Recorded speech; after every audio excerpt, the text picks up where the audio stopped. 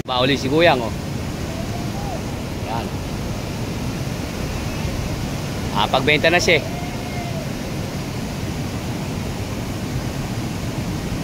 Galing.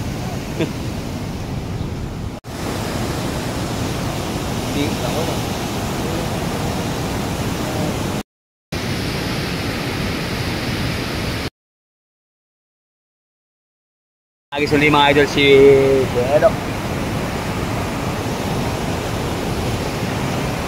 Tsaga-tsaga pa siya mga idol, nabenta na lahat ng isda niya. Ganda ng buka mga idol. Bakit ka na boy?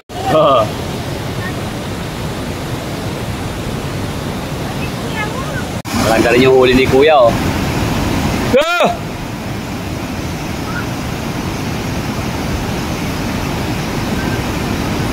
Doon, tinatapon yung maliliit mga idol. Pinipili lang nila yung malalaki. Yan, si high gold. Mga kasarapan.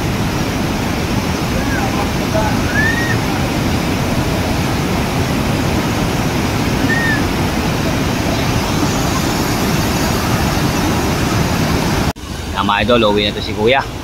Medyo madalang na po kasi yung nagiging huli, eh.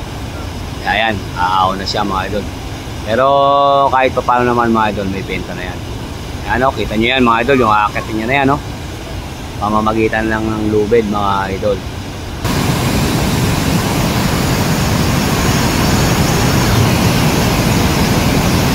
Isiran kami dalawa. Mga gamit niya mga idol, nakatali na lahat yan. Kaya pagdating na doon sa taas, haatakin niya na lang.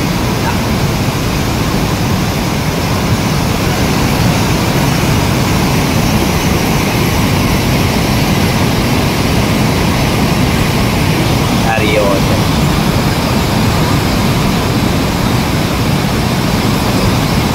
Asyan. Wow. Yo. Seryoso. Ay, Diyos ko. Uy. Nakakakaba mga idol, ano eh. Ha.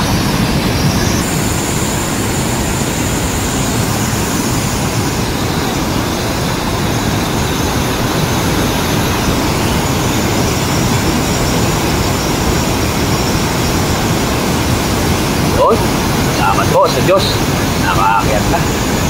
Ano naman niya ngayon mga idol, hatakin yung mga gamit niya. Oh. Yan. Galing. Oh. Galing ng diskarte mga idol ng Pinoy. Oh, ha?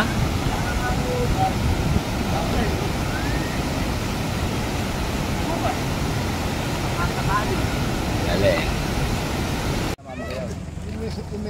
Opo.